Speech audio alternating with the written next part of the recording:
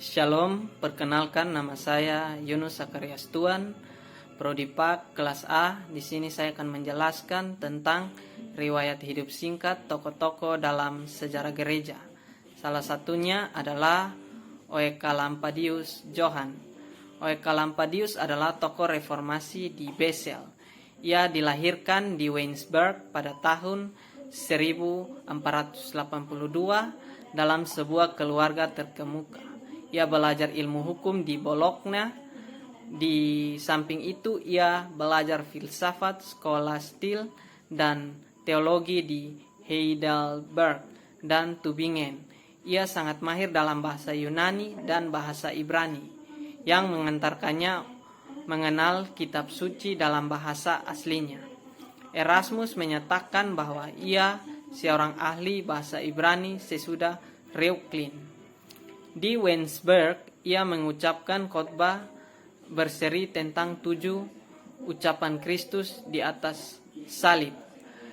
Khotbah ini kemudian diterbitkan Cassius pada tahun 1512 sehingga menjadi pengkhotbah Injil yang sangat terkenal.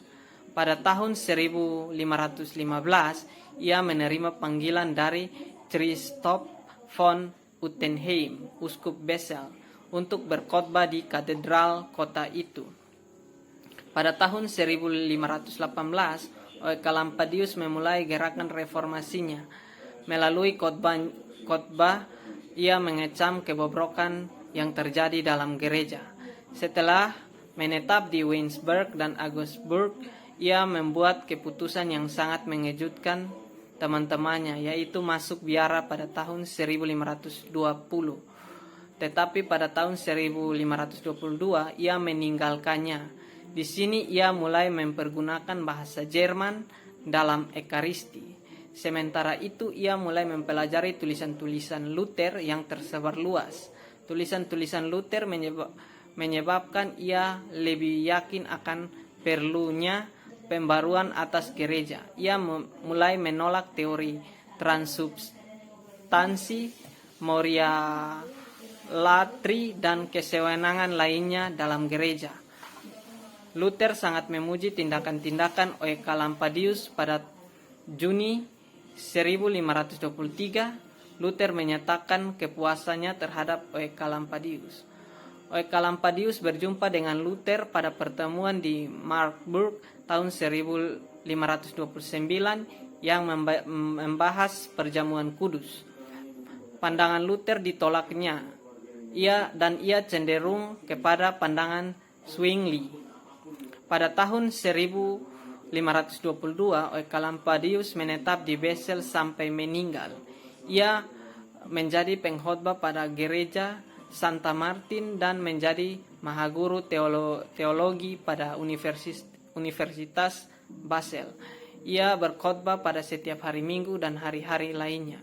Ia menjelaskan Alkitab dengan sangat menarik sehingga banyak yang tertarik kepadanya. Dengan dukungan dari Dewan Kota, ia memulai menghapus kebubrukan dalam gereja. Kini roti dan anggur diberikan kepada jemaat. Pada tahun 1526, ia menerbitkan liturgi Jerman. Dan pada tahun 1525 ia giat dalam kontroversi tentang perjamuan kudus. Bagaimana ia menafsirkan kata-kata "inilah tubuhku". Oecolampadius mengartikannya berdasarkan Yohanes 6 ayat 36.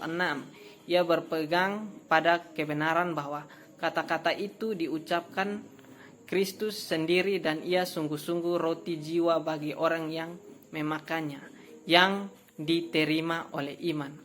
Oecolampadius sangat benci dan menolak Anabaptis.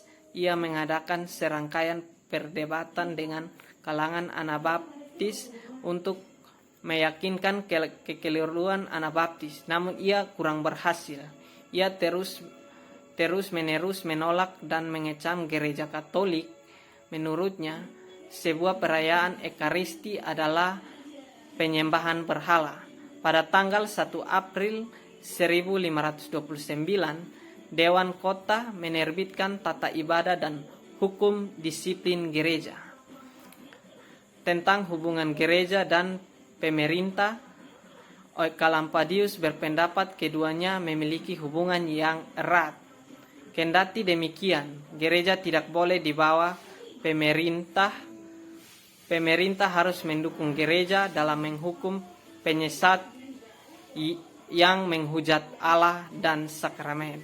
Dengan demikian, Oecolampadius berhasil memperbaharui jemaat kota Basel. Setelah keberhasilan itu, ia mencurahkan perhatiannya pada upaya untuk menulis. Ia menghasilkan banyak kitab tafsiran, khotbah, dan tulisan polemik. Ia dalam kesederhanaan, ia tinggal bersama ibunya. Namun setelah ibunya meninggal pada tahun 1528, ia menikah dengan Willibrandis Roseblet, seorang janda. Ia mempunyai 3 orang anak yang diberi nama Eusebius, Alitheia, dan Irene. Oecolampadius meninggal pada 24 November 1531. Hal-hal yang harus diteladani dari Oecolampadius adalah ia adalah orang yang sangat pintar dan berbakat dan selalu yakin untuk menolak hal yang tidak baik bagi gereja. Ia adalah orang yang pantang menyerah sebelum mencapai tujuan dan memperoleh keberhasilan. Demikian, terima kasih. Salam.